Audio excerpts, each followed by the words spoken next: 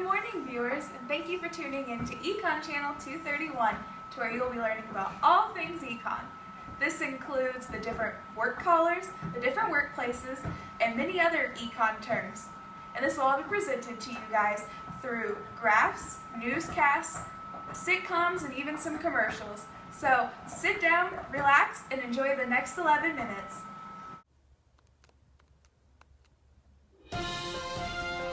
Good morning, and thank you for tuning in to the Daily News.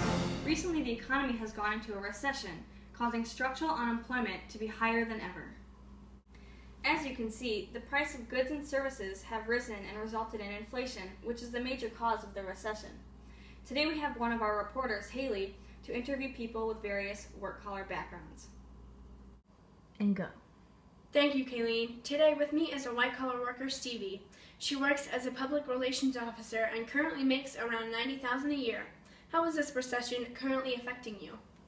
Thank you. It hasn't affected me too much just yet. I have, however, noticed that people in my workplace are getting laid off since we don't have the funds to keep them around. Taxes right now are crazy high, and it is becoming hard for businesses to be able to pay them. The government needs to find a way to fix this issue, and maybe we'll have some luck fighting this recessionary gap. The government does, however, have a way to fix this. It's a little trick called the expansionary fiscal policy. That policy includes lowering taxes so that people will buy more and increase government spending. That will help fix the recession because people would buy more, increasing demand and hopefully leading the economy to an equilibrium. Now we are going to the reporter Stevie, who will be talking to a blue-collar worker, who will give us insight on her collar job and some more information about the perfect competition workplace. Thank you, Haley. Today with me is blue-collar worker Kaileen. She works as a farmer selling crops to shops here around the city. She works in what is known as a perfect competition workplace, meaning that her job is an easy one to get into. However, they don't make their own prices. How is this recession currently affecting you? Because of the recent decline in the economy, people don't have the money to purchase my produce. Even if I wanted to lower my prices, the price floor makes it impossible for me to change it. The prices keep going higher and people aren't able to purchase my crops, although food is a necessity. I work in a perfect competition market, making me a price taker, so I don't have a say on the price. No one is buying my produce because of the high prices, creating a surplus. More people are going for the inferior goods such as canned foods, and because the canned items are cheaper. Thank you, Kaileen, for your wonderful insight into the blue-collar workplace. Along with what Farmer Kaileen was explaining, the price floor makes it impossible for workers in a perfect competition to change their prices because they are stuck taking whatever price they are given to sell their goods at. As you can see, the price has risen from the recession, making the supply of goods higher than the demand for them. For more of a visual representation on our graph, the demand right now is so far down because the price is too high and people aren't wanting to pay what the price floor is at, which then in return makes her supply so high and it's a surplus and nobody wants to pay for the supply, which is wasted. We should have the price down here, which is a perfect equilibrium, but because of the recession we cannot afford to lower the prices just quite yet. Reporter Kaileen is now going to talk to no-collar worker Haley, who is currently experiencing frictional unemployment. Today with me is no-collar worker Haley. She is currently unemployed and seeking employment. Since you are currently unemployed, how has the recession affected your everyday life as well as your search for a job? Taxes haven't changed and I'm struggling to pay these high taxes without a job. Many places that I've tried to get a job at just aren't hiring because of the current recession. They don't have the money to pay their current workers. The prices of goods increased, causing the quantity demanded to decrease, and no one is buying their goods, so they don't make any money. Hiring more workers would just mean that they would be paying everyone less if I were to become employed. Wow, that sure sucks. Thanks, Haley. Now back to news anchor Stevie to wrap up this news segment. As you can see here, Haley being unemployed is an underutilization of resources. Businesses are unable to use all their resources in this current recession just because they cannot afford them. Soon the government should be making changes and more people will have work again. Just for a demonstration on the graph, you can see this is a production possibility curve, and right now Haley is right here. which shows that we are underneath where we could be if we had all of our resources working together. Well, thank you again for tuning in to the Daily News. I'm your host, Stevie. Have a great day, folks, and hopefully we can fix this recessionary gap.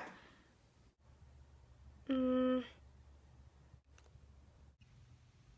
a world where the toilet paper market is a monopoly, run by the makers of My Roll toilet paper, we are bringing change to the market by creating an oligopoly by bringing you another option. Your roll. Toilet paper is a necessity, and the high prices of My Roll toilet paper make it difficult to afford.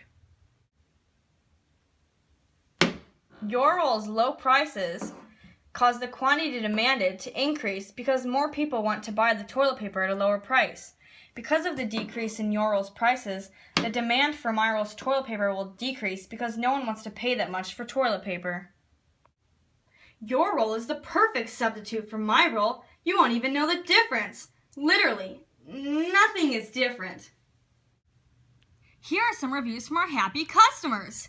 This is literally the same as my roll but for a lower price. Is this even legal? This toilet paper could be yours, only for the price of $43.50. Your roll. Somehow, it's cheaper. No. Previously on The Glam Girls.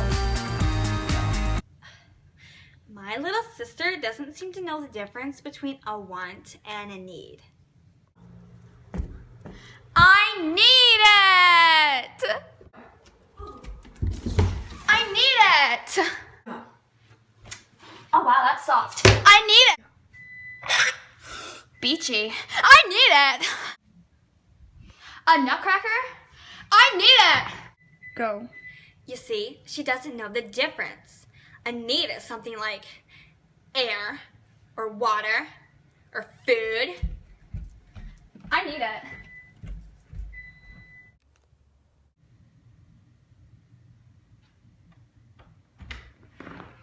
Honey, I'm home.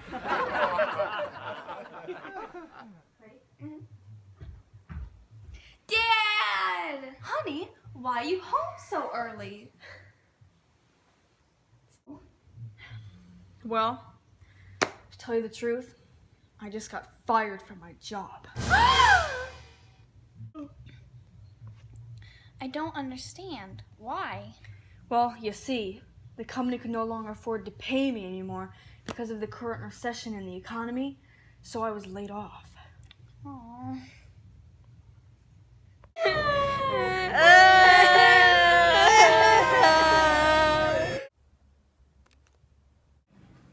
Welcome back to International Trade Hunters, to where we'll be talking about trade between the USA and China.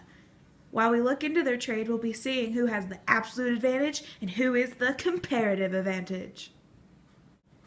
The first to compete in this heated match is the USA. Between the two countries, we're going to look at who has the absolute advantage and who has the comparative advantage. And right now, the USA comes in with a ranking of being able to produce 4 pants for every 8 coats that it produces. Next up is China, who has a rate of trade with 1 pair of pants per 4 coats. Let's see how they rank up in the final results. The results are in, and the winner of the absolute advantage with the production rates of 1 pair of pants per 2 coats is the USA. That means that China has the comparative advantage of being able to produce 1 pair of pants per 4 coats. Let's see if these two countries can come up with a terms of trade. And they can. The terms of trade for these two countries is now going to be 1 pair of pants per 3 coats. That means both sides can benefit and they will both be able to have great items produced at a lower cost. Thank you for tuning into this episode of International Trade Hunters, to where we figured out that the USA had the absolute advantage And this means that in our next week's episode, when they go up against Canada, we'll see if they still rank supreme. Nope. Happy holidays from this episode of Bargain Buyers. In this episode, we're going to be looking at the different times of the months to want to buy wrapping paper and to see when it is to get the best deal. Of course, December is the number one time when people are usually buying their wrapping paper. So is that going to help the price or hurt it?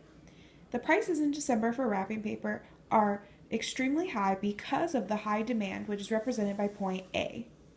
This makes it the worst time to want to buy wrapping paper because you are going to have to spend so much money on it. The next month we're going to analyze is July, which is about middle of the month.